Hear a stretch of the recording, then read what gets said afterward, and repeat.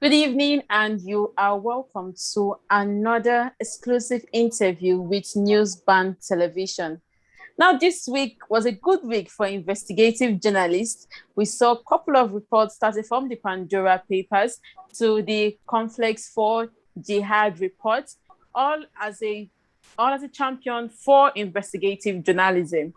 And this will serve as our background for today's discussion as we look at just one part of the investigative report, that's the Pandora papers investigating undisclosed assets of Nigeria elites. I am Augusta Neka. And here as our guest, we have the Assistant Editor, Premium Time Center for Investigative Journalism. He is also the author of the Pandora papers that we have been seeing and have been causing a ruckus. Taiwo Adebayo, thank you so much for coming. Hi, Augusta. Good evening. Good evening. Now, can you just tell us what exactly is the Pandora papers? Yeah, thank you very much. As we have seen in news across the world, the Pandora papers project is just 617 journalists and 151 media outlets strong collaborative journalism investigation into a vast amount of previously hidden offshore records from about 14 security sellers across the world. And the motivational variable, driving the collaborative journalists, who have worked to deliver this project is to make some contribution towards efforts against illicit financial flows, which is a very big problem in the world, and it affects us more in this part of the world. Okay, now the report mentioned something about the Global International Consortium of Investigative Journalists. Does this mean that elites from other countries are also implicated in the papers? Yeah, absolutely. As we may have seen in international media outlets, whether BBC, Guardian of London, Al Jazeera, Washington Post. So ICIJ is a consortium of journalists. And apart from the global context, what we also have is that the partners, like Premium Times, for instance, in Nigeria, they also face the local stories, which affects their own local politicians. If you get that. So if you look at the reporting by the Guardian of London and BBC, they are focused on British elite. OCCRP in Czech Republic, they are focused on the elite in Eastern Europe. And for us in Nigeria, that is what we are doing too. Okay, so we now have I'm from 300 world leaders, All right. affected. From the reports and also my limited knowledge, setting up money laundering accounts and shell companies requires top secrecy. So how will the group of journalists able to acquire the documents mentioned in the Pandora papers? Yeah, that's power of investigative journalism. That's what is possible when people are committed to do some fantastic work. There are good people in the world who are ready to help journalists. Who want to do, who want to do something for the good of our world. And there are very fantastic journalists, people who are just committed to do something right. So you're saying people that are committed helped you get confidential documents from those shell companies? No, I did not say anybody helped us get documents. I'm only saying that the documents, they get to us because there are journalists who are ready to do the work, beyond press releases, scoops, and all that, Okay, don't worry. I take it you're not going to tell me your sources. I'm not going to hold that against you. Now, since the release of these papers, groups and individuals have come out to accuse the report, to condemn the report, if you will, implying that the reports have political undertones. Now, some people are also saying that it's the case against Peter Obi was made to tarnish the image of a 2023 presidential hopeful. How do you feel about this? Who has said it has political undertone? Like who has said that? I don't know. I'm not aware that anybody of consequence has said it has political undertone, because that would be ridiculous. Now, let me tell you, this work, this project had been in the works before October 3, that it was globally disclosed for 2 years. And the project involved 617 journalists from 117 countries. Apart from those of us in Nigeria, who knows Peter Obi or even Buhari or Atiku Bagudu, so it has nothing to do with politics, absolutely. And that's not fair to us, at premium time, the kind of work, we do. We don't pander to all this sentiment about politics, sections, and all that. We just want to do our homework, hold the power holders to account, give the people the kind of information they need to demand accountability. That's all we want to do. And Dr. Peter Obi is a very fantastic gentleman.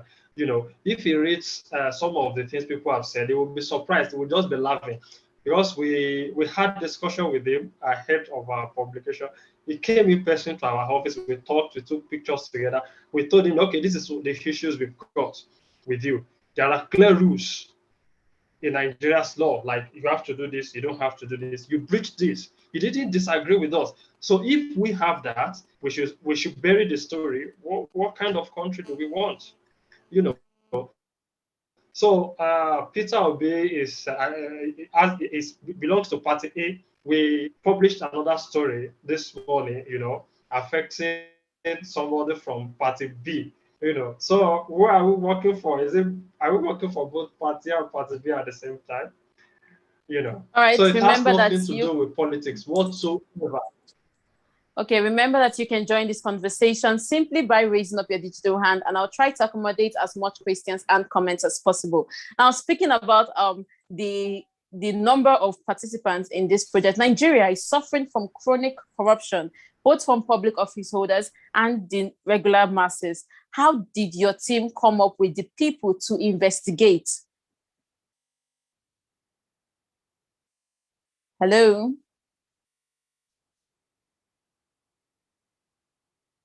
Hello? Ms. Adebayo, did you get my question?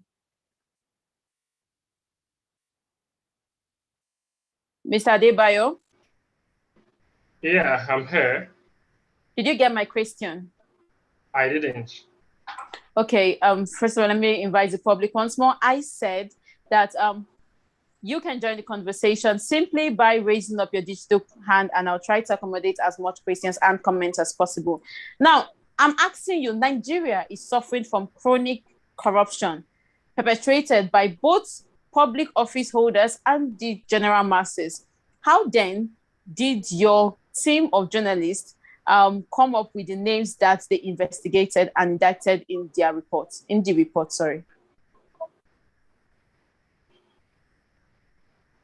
Okay, basically, like I mentioned to you, the Pandora papers, they are a trove of documents, about 11.9 million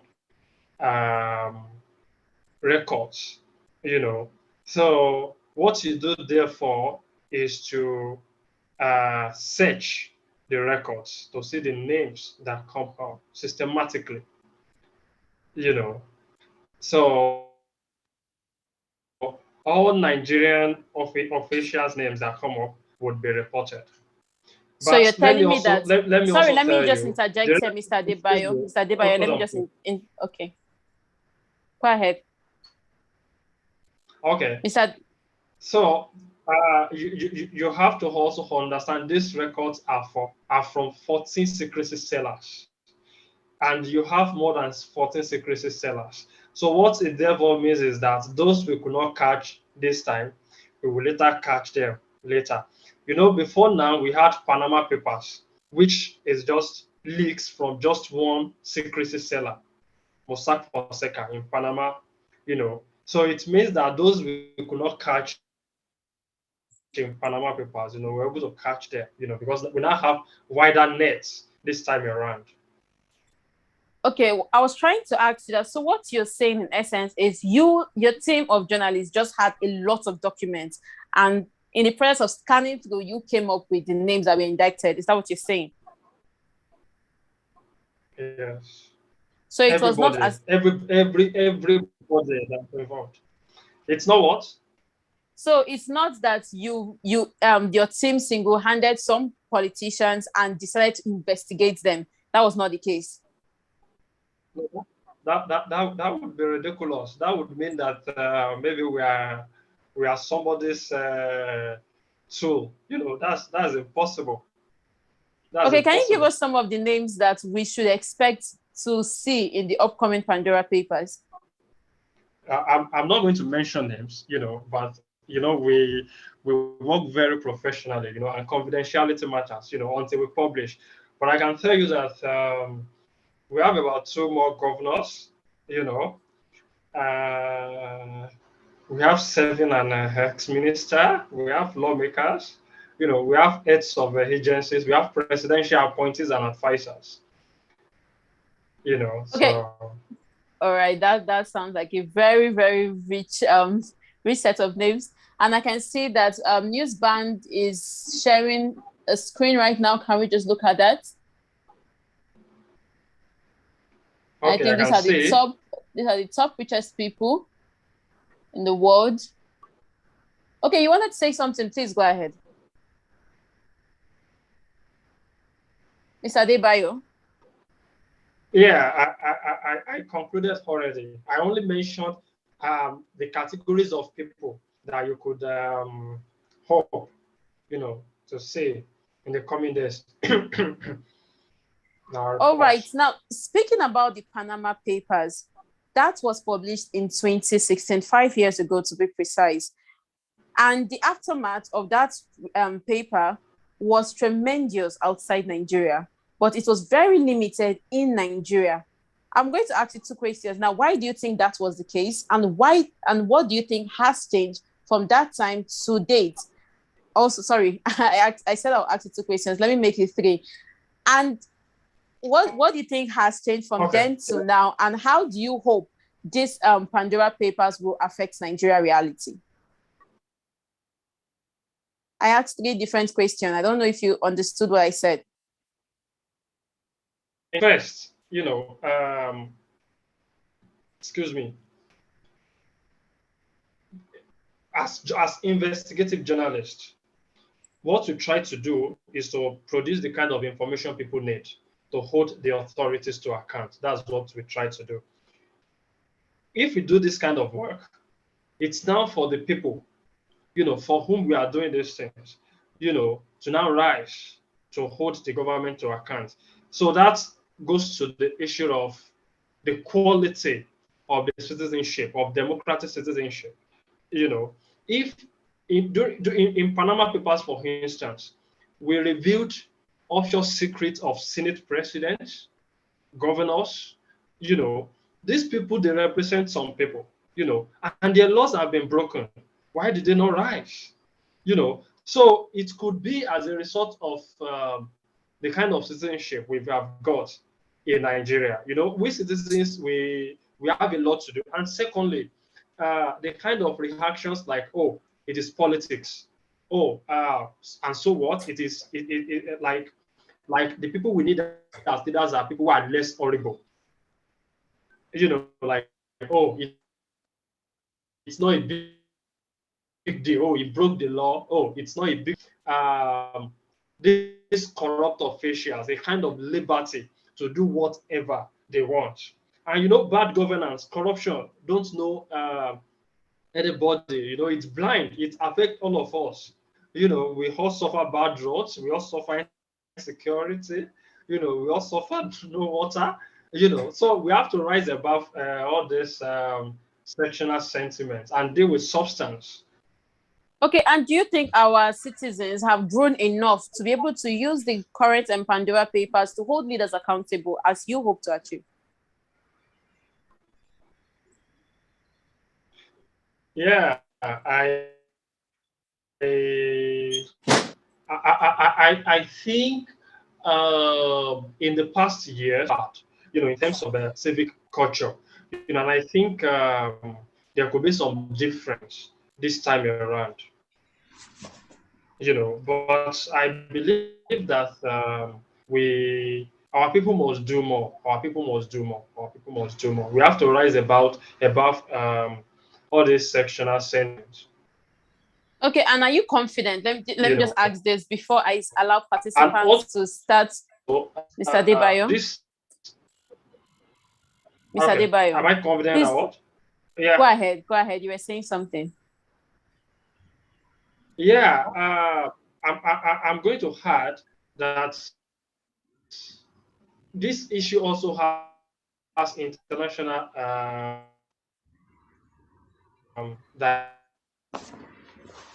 dimension. We have a government that Mr. Debayo, are you there?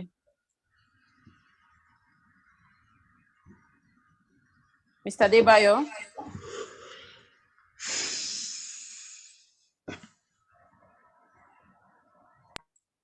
Okay, I think Mr. Debayo's network is having a little bit of network issues. Remember that we are discussing the Pandora Papers investigating undisclosed assets of Nigerian elites. Mr. Debayo, are you back? Okay, let us allow him to fix his network issues. Like I was saying, we are discussing the Pandora Papers investigating undisclosed assets of Nigerian elites. And we are discussing with the Assistant Editor, Premium Times Center for Investigative Journalism, Mr. Taiwo Adebayo. Mr. Adebayo, are you here now? I'm fully with you. Okay, your network was giving a little bit of hiccups, so we could not hear your last submission. Can you take that again? I think my network is fine. It's fine. Yeah, basically what I'm saying is that when we say goes beyond Nigeria, because when you say illicit financial flows, it means that it affects more than one country. We believe that something would happen in the world, and that would, that would lessen the rate at which capital flights, happens from Africa, from Nigeria. All right, now let me just ask you this before I start allowing participants to make their contributions. Are you confident that this report will not be buried in the same way the Panama report, the Panama Papers were buried?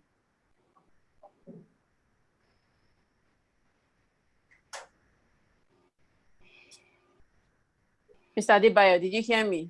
I lost you for a few seconds. You were saying something about the Panama Papers. I said, are you confident? Are you confident that this report will not be buried in a way that the Panama Papers were buried? Well, we think that will not happen. That's the point I was trying to make the other time. That the kind of impact we expect goes beyond Nigeria. If UK fixes certain loopholes in its laws, it's a win for us, because it means that it will not be difficult for Nigerian PEPs, to take money, route it through BVI or Monaco, or Singapore to buy London property anonymously. And we think UK is going to do that. They are going to fix certain part of their laws that will prevent this kind of, practices by African PEPs. Okay, remember that you can join the conversation simply by raising up your digital hand, and I'll try to accommodate as much contributions as possible. Let us get the first person to contribute, Mr. Daniel Elumba.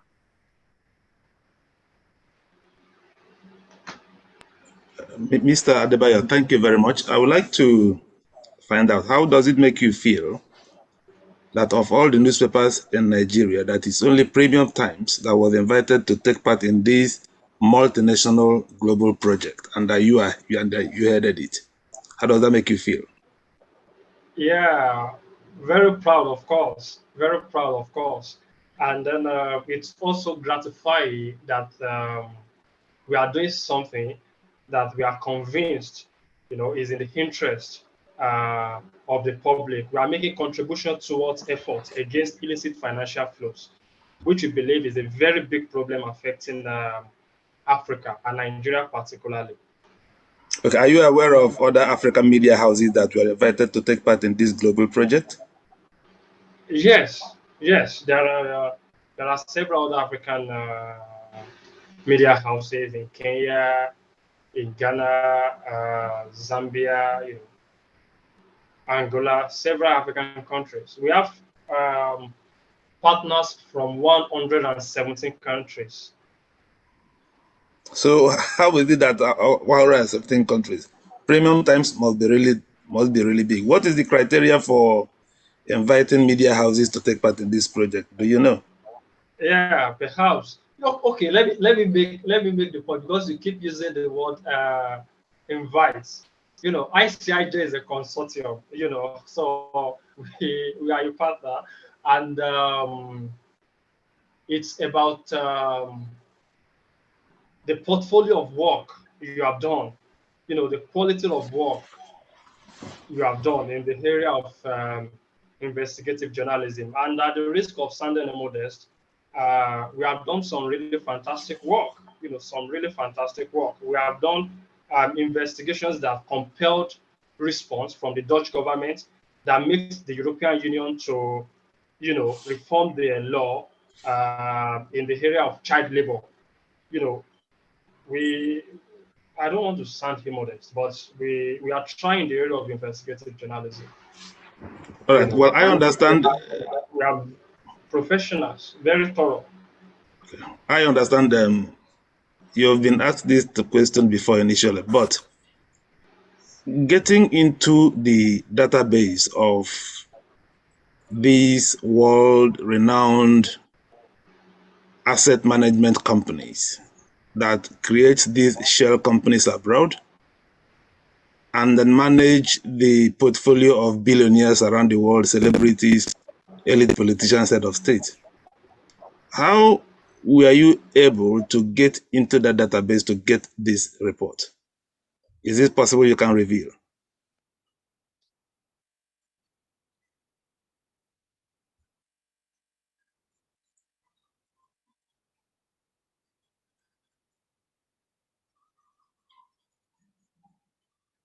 Mr. Debayo, are you there? Okay, I think Mr. Debayo's network is having issues again. Remember that we are talking about Pandora papers investigating the undisclosed assets of Nigerian elites. This was motivated by some reports released in the series of the Pandora papers, talking about some politicians. For now, we are hoping to see more people from the report. And we are speaking to the Assistant Editor, Premium Times Center for Investigative Journalism, Mr. Taiwo Adebayo. But it seems that he's having some network challenges. Mr. Adebayo. Let's allow him to come back. All right, remember that you can join the conversation simply by raising up your digital hand, and I will try to accommodate as much questions and comments as possible. We are just waiting for our guest to attempt to fix his network challenges and come back to the program. Mr. Debayo, if you're here, just kindly let us know and we would continue the interview. I think he's frozen.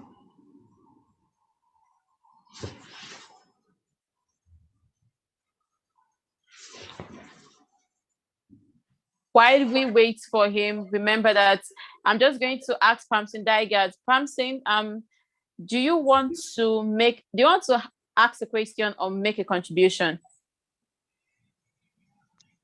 Thank you very much. Augusta, I hope you can hear me. Yes, I can hear you. Please go ahead. Okay, I wanted to ask just 3 quick questions to our guests. But okay, but right now he's frozen, so I'll ask that you just hold on to those questions, and when he comes back, I'll allow you to ask your questions. Now, if you want to make a contribution, you can do that while you're waiting for him.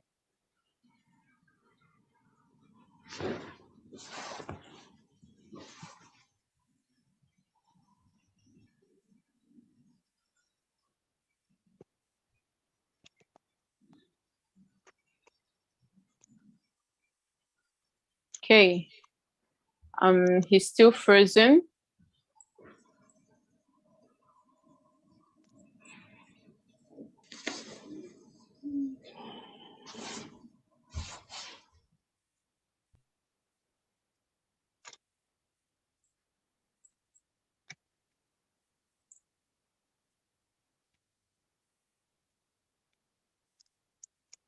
While we are waiting for him, we can be discussing about the Pandora papers.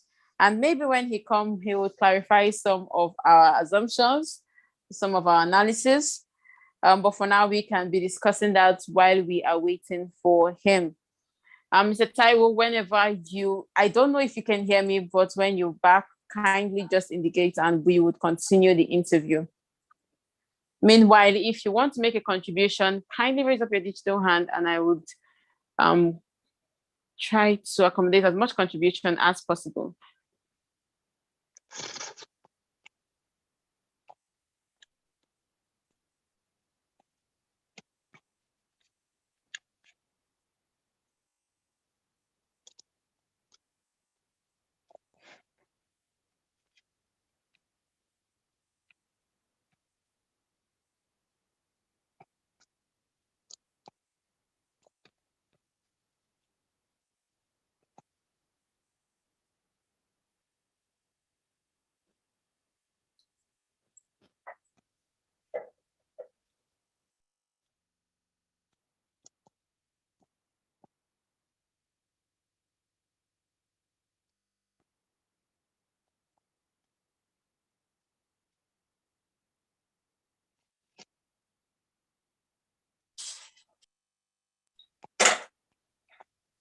While we are waiting for our guest, I would ask Mr. Elumba to please kindly share the screen you were sharing initially. Let's just look at the names that are supposed to be on the Pandora list, and then we can ask our questions from there.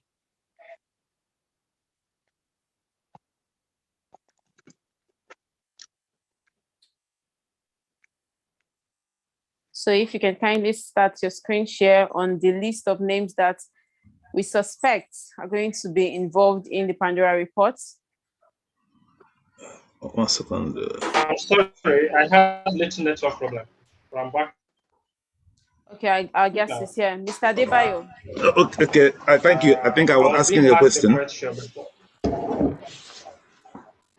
Yes, did you get my last question before you dropped, or do I repeat? No.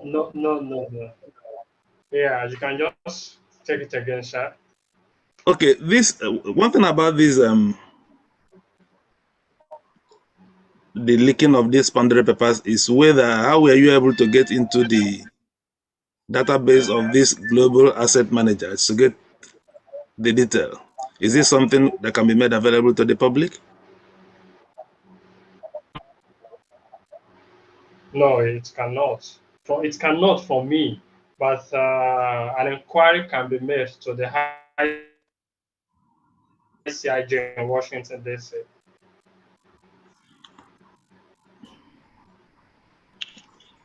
Okay. Let me also ask this question before I give room for Pamson to ask his questions. When we say that a billionaire has assets in some of these tax-free islands, is it a crime to have shell companies to manage your affair?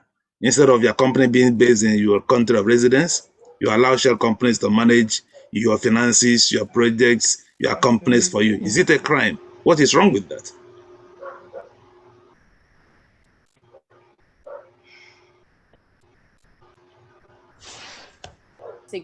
Okay, I think our guest is having network challenges again.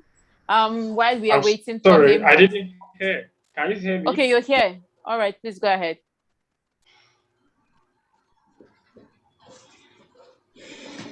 Can you hear me? Yes, we can hear you, Mr. Adebayo. Please go ahead.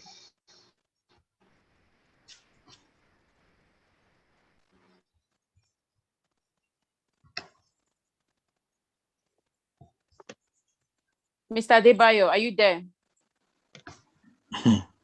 Network palaver. Let us Yes, start I'm the here screen. now. Okay. All right. Okay.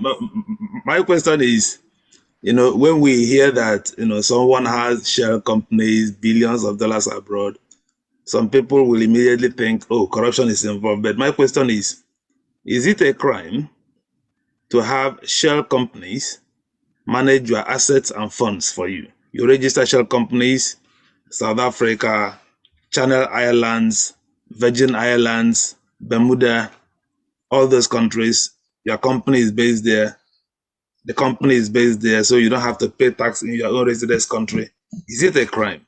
Or what is wrong with that?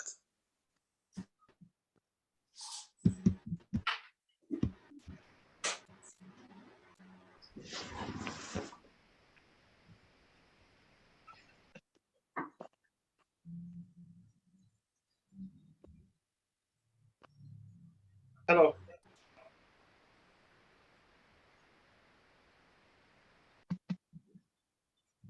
Mr. Adebayo.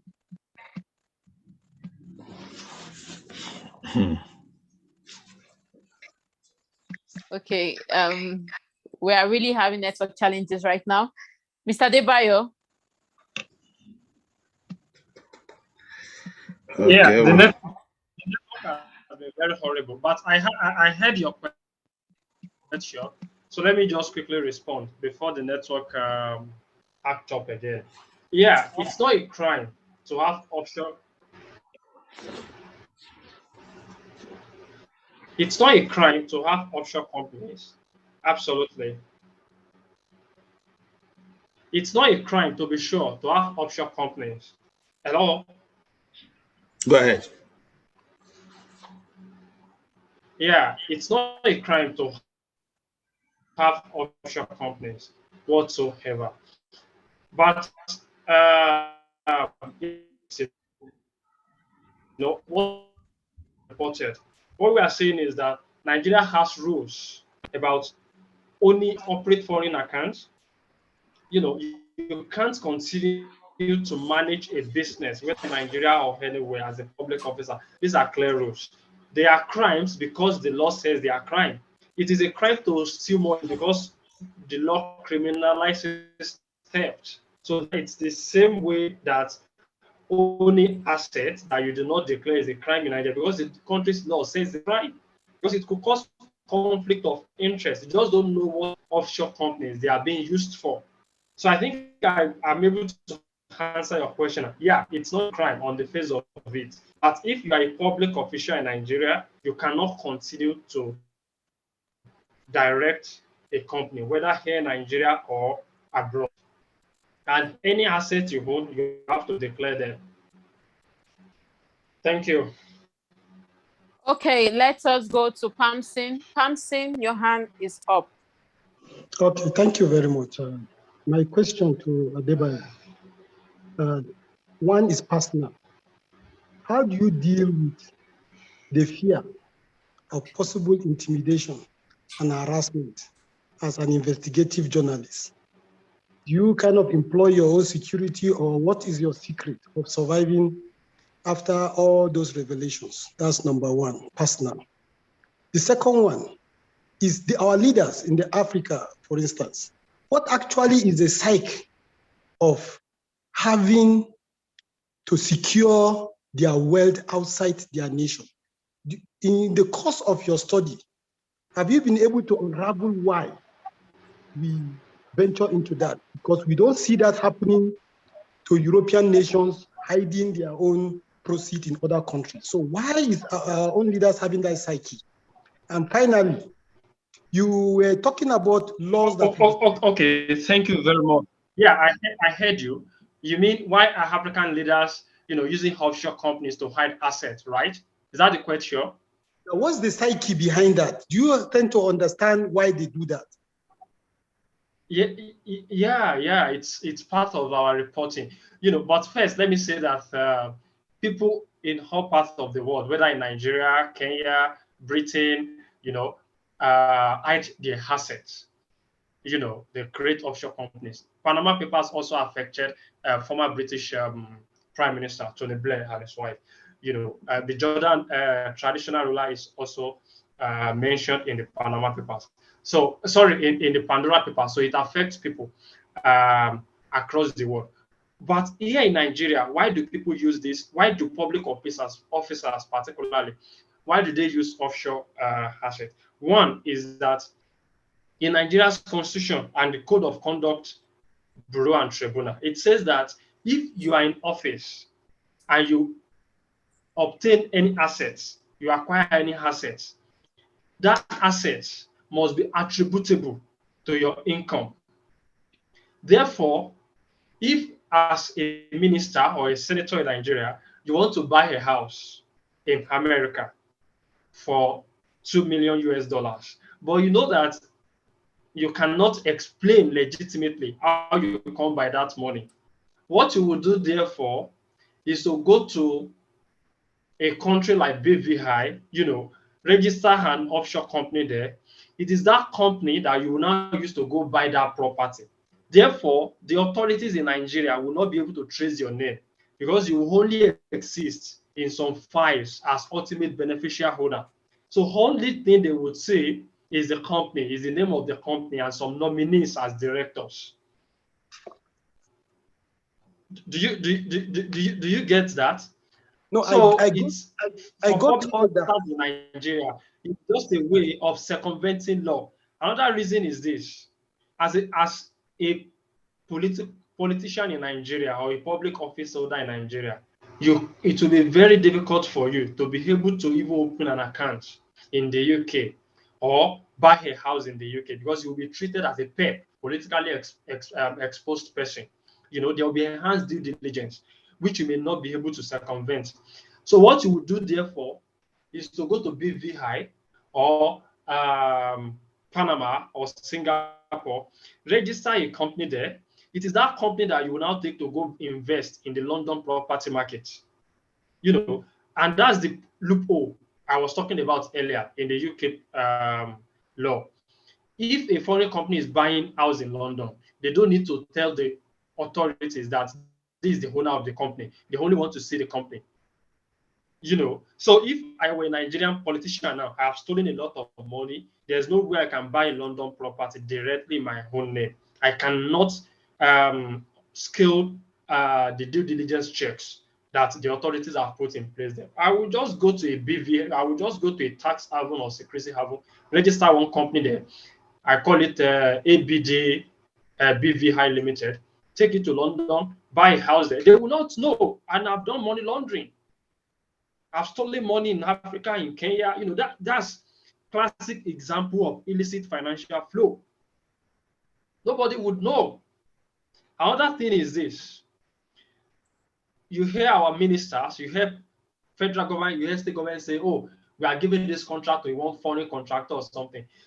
This foreign contractor could be their company, could be company of one of their fronts.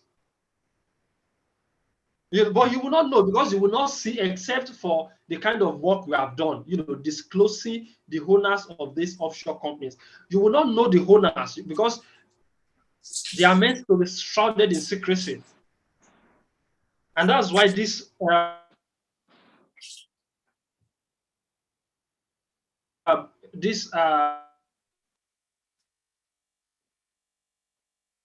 behind all these things. Yeah, you didn't answer my question. I can hear you, sir. I said you didn't answer my first question. What was that? I thought I did, but what was it, sir? It's all about how do you deal with the issue of fear of intimidation? How do you protect yourself from harassment? This as a person who is involved with this type of journalism. Well, I believe that every job has its risks, but we take personal responsibility for security. But above all else, whatever you do, we have seen army generals who are killed, by bandits, by militants. So God protect all of us, My third and last question. Yeah. So, say that again. My last question. Okay, sir. Please go ahead, sir. We were talking about the laws in the UK that needs to change and which will be changed. What kind of laws can we push to be changed here in Nigeria that will ensure that these things don't happen? Okay, yeah, thank you. You know, I always have this opinion that Nigeria's problems is actually not about not having rules, not having laws. It's actually about individuals. You know, for instance, that we have some very fantastic laws around code of conduct for public officers. For instance, to prevent conflict of interest, the law says that you cannot be directing company, whether local company, international company, when you are still a public officer.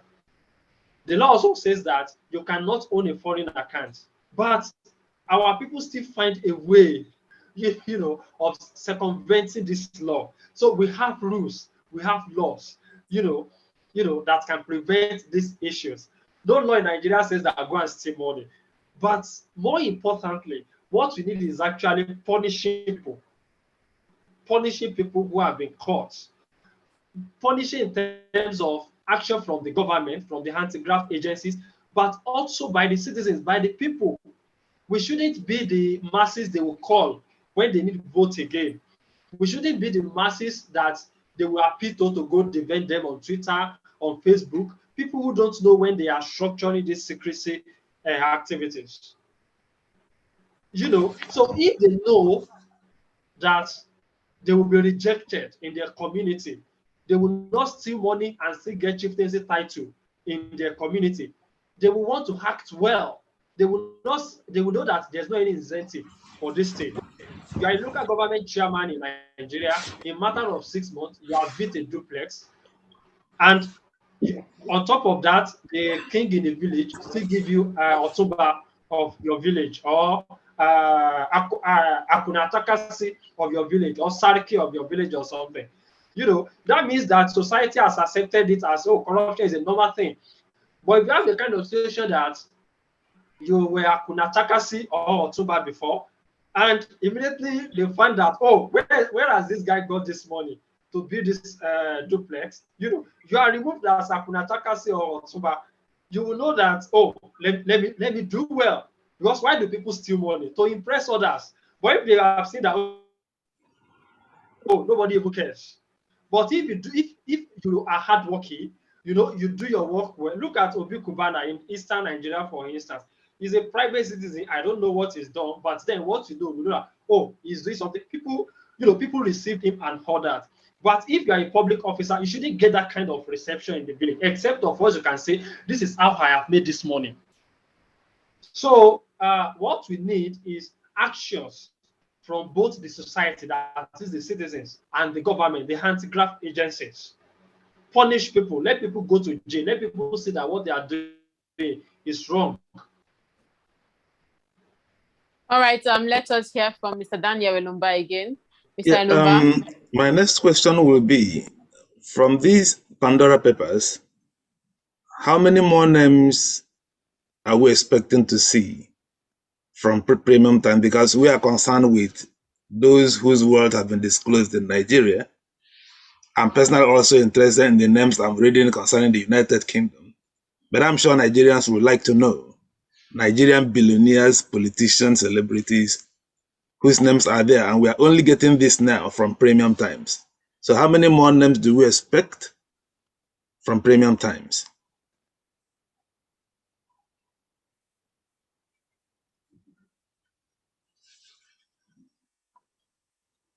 Mr. Adebayo, are you there?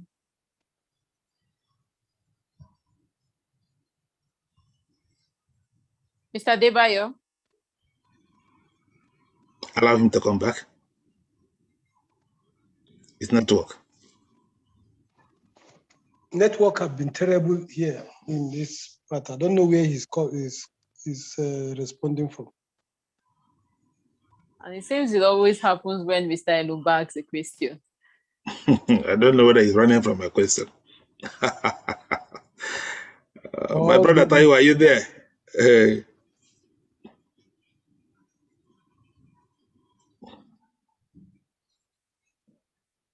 It appears that anytime I ask you a question, your network malfunctions. Yeah. Sorry, just state the question again, sir. I don't know what has happened today. I live very close to MTN mast, but then it's been very horrible today. Maybe it's people who don't want me to talk, you know. I don't know. Okay, my question is, we have had so many names. In fact, if I share the information we have here, which is very, very, oh, I've removed it. I'll come back to that later. We have a lot of names from abroad. So how many more names are we expecting to get from Premium Times about Nigerians whose billions of assets have been disclosed in these Pandora papers? I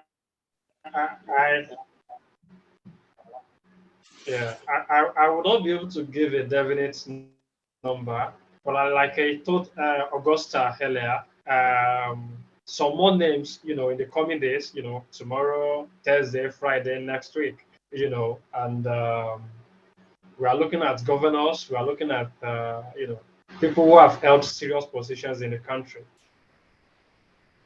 Okay, I will take two people already revealed, Governor Bagudu of Kebbi State and the former governor of Anambra State, Peter Obi.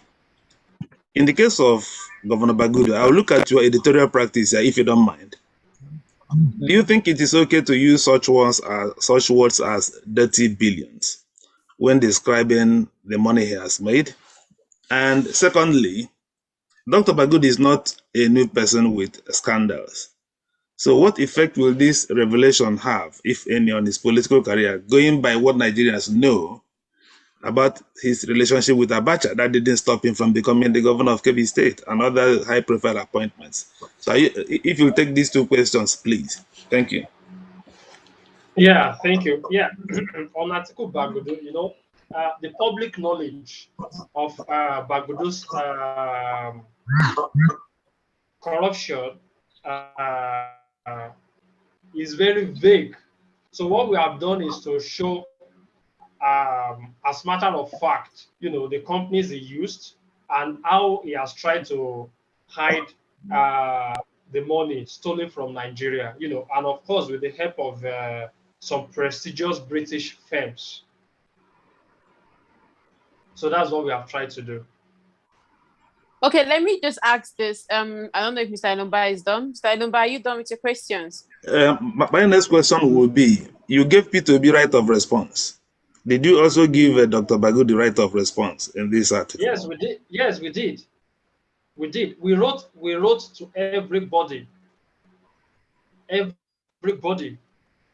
But I'm just looking now. I didn't hear the type of response that P2B gave you. I didn't see any response from the governor of Kebbi State, Bagudu. Yeah, you know, as journalists, what we can only do is to ask questions. It's now left for you to reply the way you want to do. But Bagudu wrote to us through his London lawyer, you know, so he didn't respond in person. But Dr. Peter Obi had an interview with us.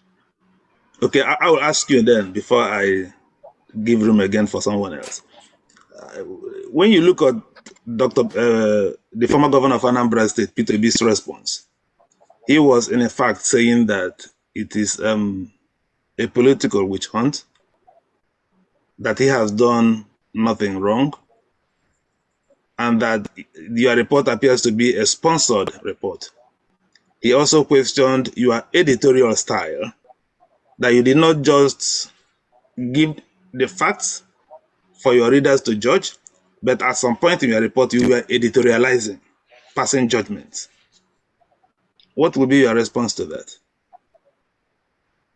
Okay, I'm actually not aware that Dr. Peter Obi has responded to our story, apart from his words that we have in the story, in the report. You know, that is from the first interview we had with him. I'm not aware that he has responded. I'm not aware.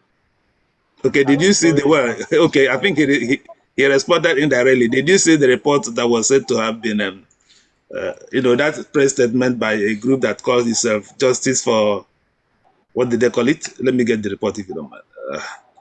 They called it Justice for what?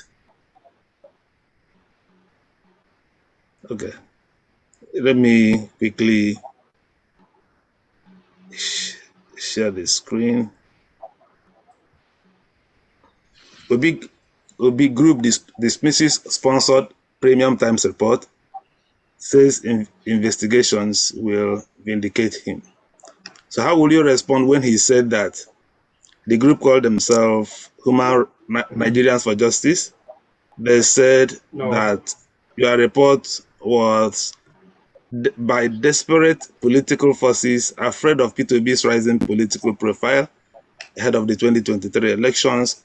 He said that the Premium Times betrayed its motive right from the opening paragraph, where, without even the benefit of the said reports, he started passing judgment, thus betraying the fact that they were on a sponsored mission targeted at tarnishes Obi's reputation. How will you respond to this? Okay, first, we are not going to take this as Dr. Peter of this response, because he could have responded in his own name. I mean, we had an interview with Dr. Peter Obi, and he wrote that statement. We do not rate them. We do not rate them. We believe that their minds are rural. Yeah, because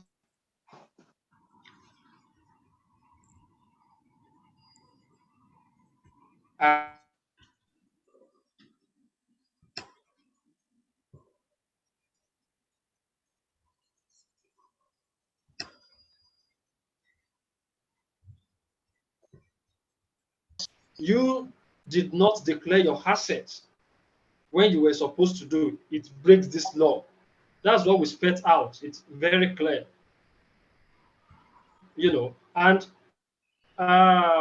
normal news writing, like he said, kind of news, is different from enterprise journalism. If somebody has breached the law, so what we would not say, we say he has breached the law. If we have said something wrong, he should go to court and challenge us. It's very clear. If somebody has stolen money, Peter Obi, we didn't say Dr. Peter Obi stole money, but look at our Atiku Bagudu story. We said that he stole money. It's clear. So why should we be, glamorizing, lies? We are not going to do that. Once we have evidence that somebody has done something, we are going to say it, and that's journalism. That's standard journalism. That's independent journalism. Okay, Mr. Adebayo. Mr. Adebayo, can you hear me? Hi, Augusta. Yeah. Okay, our time is fast spent. Our time is fast spent. So let me just ask you this before we let you go. Mr. Adebayo? Yeah, I can hear you. I can hear you. Okay, so let me just ask you this. I can hear you. Does Premium Times intend to pursue these Pandora papers after this past this reporting stage? Will there be any court action, or is just the reporting and then you draw back? We are not NGOs. We are just media house. We are just a media house. It's left for citizens, government authorities, civil society groups to take further action. But if anybody wants to sue us on the basis of our reporting, we'll be ready to meet the person in court. Okay, let us hear from one more person. Tony Akpan, your hand is up. Yes, thank you very much, House, and thank you very much, Mr. Adebayo. I just want to ask this question, which may seem a little bit trivial. What's your purpose for publishing these papers? Well, given the fact that Nigerians don't seem to care, the masses of Nigerians don't seem to care about what is happening. Even the so-called civil society organizations don't seem to care. All right. And do you still have hope for this country? Do you still have hope for this country? And if you do have this hope, what is the basis for this hope? This is my composite question. Yeah, I did mention this earlier. First, whatever the quality of citizenship we have in Nigeria, we are a media house. We have a responsibility to hold the power to account. We have a responsibility to produce information people need to demand accountability. That's our purpose first. But the main motivational variable is to contribute to effort against illicit financial flows. Yeah. And secondarily, to also give anti-graft authorities in Nigeria, the kind of information they need to act. So they can no longer say, oh, we don't know this. At least for those we know, we'll produce reports on them. And they should take action. And, we have a government in Abuja which, goes around talking about anti-corruption and all that. So this is one of the standards. This would be one of the measures of their so-called anti-corruption commitment when they are leaving office. That okay, some journalists have produced this kind of information. Many names will be mentioned that are really damning. What do you do when these names were mentioned? So these are the reasons why we try to do this kind of work. Thank you, sir. Yeah, but I asked the question, do you still have hope for Nigeria? And what's the basis for that hope, if you do have? Yeah, absolutely. I have hope for Nigeria. Absolutely. If I do not have hope in Nigeria, we will not be doing this kind of work. I personally, I schooled abroad and I could just be a ticket away from Europe. Yeah, but we are still here doing this thing, So hope is what remains when everything else is gone, And with the, we have some young people who inspires hope, in the fintech area, in the entertainment, in the NGO sector, on social media. You see young people. So I think if we all mobilize our efforts, we can rescue the country from this from these guys, who are holding us to ransom, who are holding our country down. Okay. We see what's happened during the NSAS. We try to do something. All right, let us go to Fidelis. Fidelis, your hand is up.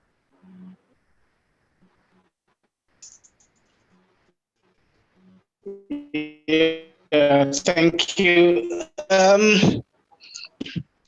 You are based in Europe. The message for journalists in Nigeria regarding what you have done. Again, for the students of journalism in Nigeria, are you likely to make this report available to them if they intend to do further research on this?